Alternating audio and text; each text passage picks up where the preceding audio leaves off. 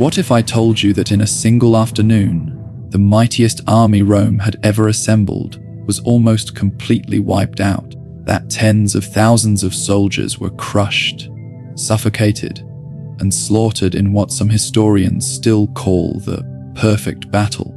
This wasn't just a defeat. It was a massacre so shocking that the word used to describe it, Cannae, became shorthand for total annihilation. And yet, out of this horror, Rome found a way not just to survive, but to rise stronger than ever. Today, we're diving into one of the most infamous clashes in ancient history, the Battle of Cannae, fought in 216 BCE during the Second Punic War. If you've ever wondered how a single general, Hannibal Barca of Carthage, could humiliate the entire Roman Republic with such devastating brilliance, this is the story for you. Here's the central question we're exploring. How did Rome, the most disciplined military machine of the ancient world, suffer the bloodiest defeat in its history? And why didn't it spell the end of the Republic? Over the next few minutes, we'll uncover the rise of Hannibal and the storm he unleashed on Italy. The road that led to Cannae, where pride and overconfidence marched Rome into disaster. The genius of Hannibal's strategy, a trap so perfect that modern generals still study it today. And the staggering aftermath, where Rome, instead of collapsing, transformed into something even more formidable. So settle in, because this is not just the story of a battle, it's the story of how Rome stared into the abyss and refused to fall. By the early 3rd century BCE, the Roman Republic stood at a turning point in its history. Once a modest city, state hemmed in by rival Italian tribes, Rome had rapidly expanded across the peninsula through a mixture of diplomacy, brutal warfare, and carefully forged alliances. Its strength lay not only in its disciplined soldiers, the legions, but in its ability to absorb conquered peoples into its system, binding them with obligations and privileges. Yet Rome's rising power inevitably brought it into confrontation with another great force that ruled the Western Mediterranean, the Carthaginian Empire. Carthage was a Phoenician-founded city, wealthy beyond imagination, whose influence stretched across North Africa, Spain, Sardinia, and the trade routes of the Mediterranean. Where Rome's strength was in land armies, Carthage's lifeblood was the sea, with a navy that had dominated the region for generations. The two powers were destined to collide. The First Punic War, fought decades earlier, had been Rome's initiation into great power rivalry, ending with a Roman victory and the seizure of Sicily.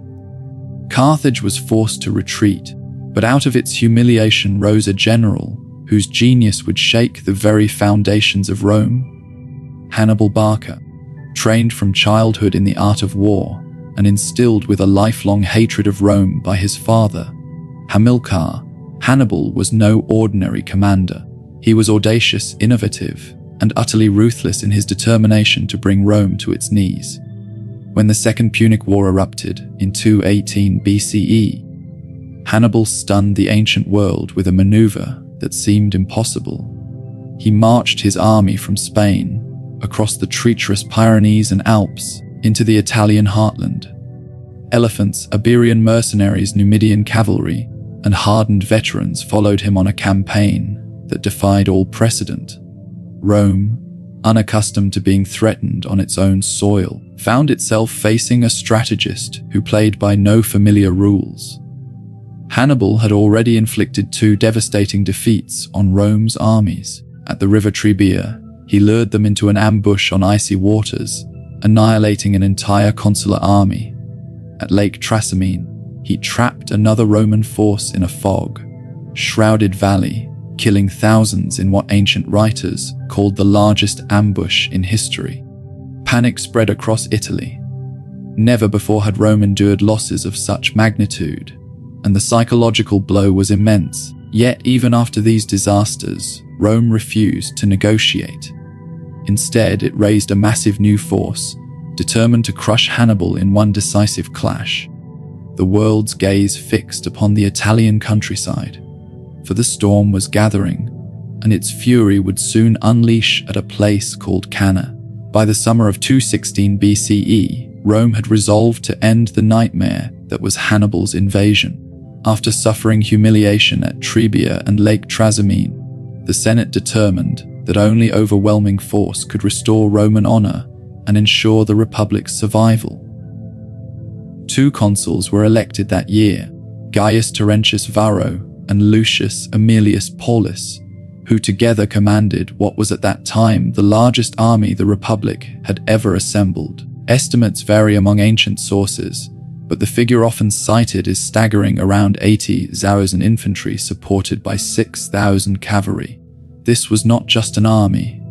It was a statement of Rome's will, a mass levy of citizens and allies brought together to deliver vengeance upon Hannibal. Hannibal, however, understood Rome's psychology better than most Romans did themselves. He knew they would seek a climactic showdown, believing that numerical superiority could erase the sting of past defeats. Rather than retreat, Hannibal deliberately maneuvered to force such a battle, drawing the Romans toward the plains of Apulia, near the small village of Cannae. The location was chosen with care. The open flatlands favored his superior cavalry, while the hot, dusty summer winds could be turned to his advantage against the densely packed Roman infantry. Every detail of the battlefield would be a thread in the tapestry of destruction he was about to weave. Inside the Roman camp, tensions simmered between the consuls. Varro, brash and impetuous, believed in striking immediately, relying on sheer numbers to crush Hannibal. Paulus, more cautious, feared Hannibal's cunning and urged restraint. Roman tradition required the consuls to alternate command day by day, and fate would have it that on the morning of the battle, it was Varro's turn to lead. His decision was swift: march out and confront Hannibal head-on. Thousands of legionaries prepared for combat, their scarlet tunics glinting in the Apulian sun, their shields clashing in unison as they advanced. They believed they would finally put an end to Hannibal's terror. What they could not know was that they were marching into a carefully laid snare, one of the most brilliant tactical traps in the history of warfare. As the armies took their positions, the contrast between Roman brute strength and Carthaginian guile became clear. The Romans deployed in their traditional fashion, stacking their heavy infantry deep, forming a massive block designed to punch through the enemy's center with relentless pressure. Their belief was simple: no force on earth could withstand the sheer weight of the Roman legion, advancing in cohesion. 80,000 men pressed together, shields locked, spears and swords ready, their confidence swelling as they faced an opponent with half their numbers. Rome's generals and soldiers believed victory was assured. Hannibal's formation, however, was unlike anything Rome had ever seen. Instead of meeting mass with mass, he arranged his line in a crescent shape, deliberately placing his weaker Spanish and Gallic infantry in the center. These men were fierce but not disciplined enough to resist Rome's full charge. They were bait. On either side, Hannibal positioned his most reliable troops, the Libyan heavy infantry, seasoned veterans equipped with Roman-style equipment taken from previous victories. They were his hammer, waiting for the right moment to strike. Meanwhile, his cavalry, particularly the swift and deadly Numidians, stood ready on the wings. Here lay Hannibal's real advantage, for while the Romans fielded fewer and less experienced horsemen, Hannibal's cavalry were masters of mobility, ambush, and pursuit. The battle began with the clash of cavalry on the flanks. Hannibal's horsemen quickly routed the Roman cavalry, sweeping them from the field. With Rome's mounted forces gone, Hannibal's cavalry wheeled around, ready to close in from the rear. Meanwhile, in the center, the Romans surged forward as expected, smashing into the Iberian and Gallic infantry. At first, the Carthaginian line buckled, slowly retreating under the pressure, forming a deeper and deeper concave curve. To the Romans, this looked like the beginning of a collapse. Their massive infantry block pressed harder, driving deeper into the pocket, believing that victory was within their grasp. But this was precisely what Hannibal had orchestrated. As the Roman mass became compressed and disordered, the Libyan veterans on the flanks pivoted inward like the jaws of a trap, striking at the Roman sides. In that instant, the crescent became a circle, with Hannibal's cavalry cutting off the rear and his infantry sealing the flanks. The Roman army found itself surrounded on all sides, trapped in a killing ring. The legion, once an unstoppable machine of war, was now reduced to a panicked mass of men with nowhere to run. The trap had sprung, and the fate of tens of thousands of Romans was sealed.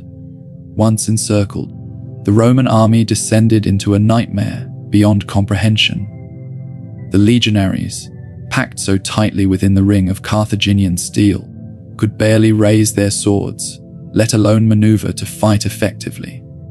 Ancient writers like Polybius and Livy speak of men crushed together, suffocating as their comrades pressed against them, unable to lift their arms to strike or defend themselves. Some were trampled to death before they ever touched an enemy blade. The Roman formation, so often a symbol of discipline and power, became a death trap in which its own weight crushed its soldiers. Hannibal's troops, by contrast, could kill methodically. The African infantry on the flanks hacked relentlessly into the mass, while the Numidian cavalry harried those who attempted to break free. The slaughter stretched on for hours beneath the relentless Italian sun. The air grew thick with dust, screams, and the stench of blood. Men died standing, unable to fall in the press of bodies, until finally collapsing as corpses piled upon one another. Polybius claims that 50,000 Romans perished that day, with Livy suggesting even higher numbers, while thousands more were taken prisoner. Consuls, senators, and nobles lay among the dead, their ambition and pride buried beneath the carnage. The psychological devastation was perhaps greater than the physical loss. Never in Rome's history had such a catastrophe unfolded. Families across the Republic mourned sons, fathers, and brothers. Senators questioned whether Rome itself could survive another blow of this magnitude. For Hannibal, it was the crowning jewel of his military genius. He had annihilated the largest army Rome had ever assembled in a single afternoon, shattering its reputation of invincibility. The battlefield of Cannae was not merely a place of death, but a graveyard of Roman pride, where the Republic's very existence hung in the balance. The immediate aftermath of Cannae was one of shock and despair across Italy. Allies of Rome, seeing the once mighty legions destroyed, began to reconsider their loyalties. Cities defected to Hannibal's side, hoping to align with the man who had humbled the Republic so completely. Southern Italy, in particular, wavered, and Hannibal marched unopposed through regions that had once stood firmly under Roman control. For a moment, it seemed that Rome's empire in Italy might unravel entirely. Hannibal's strategy had been to break Rome, not only through arms but through fear and political fracture, and at Cannae he seemed on the verge of success. Yet Rome did not fall. The Senate, despite enormous losses, refused to negotiate with Hannibal.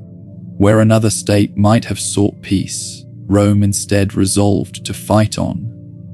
This determination became the turning point of the war. Abandoning direct confrontation, Rome adopted new tactics under the guidance of Fabius Maximus, who had earlier been ridiculed for his strategy of delay.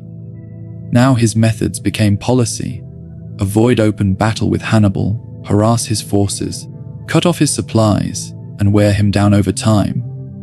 It was a war of endurance, one that favored Rome's vast manpower and resources.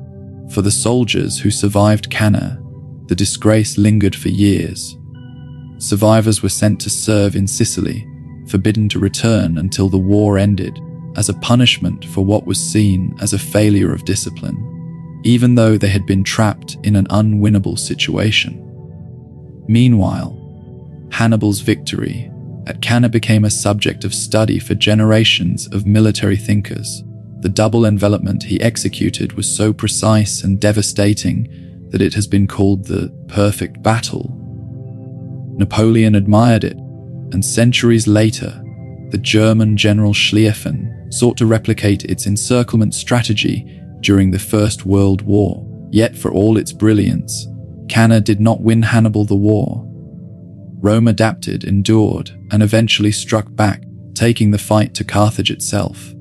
But the memory of that day in 216 BCE remained burned into Roman consciousness. Cannae became a word synonymous with total annihilation, a symbol of both Rome's darkest defeat and its unyielding resilience in the face of destruction. So, what makes Cannae more than just another bloody battle from history? It was Rome's darkest day, yes, but also its defining moment. Hannibal's genius gave the world a military lesson, still studied 2,000 years later, but Rome's refusal to surrender gave the world a lesson in resilience. Cannae was both the Republic's greatest humiliation and the seed of its ultimate strength. It showed that Rome's true power wasn't just in its armies. It was in its unyielding will to survive, no matter the cost. If you enjoyed this journey into Rome's bloodiest battle, don't forget to like the video, subscribe, and hit the notification bell so you won't miss our next dive into history's greatest stories. And I'd love to hear your thoughts in the comments. If you had stood in that Roman army at Cannae, would you have fought to the end or tried to escape the trap? Let's talk history together.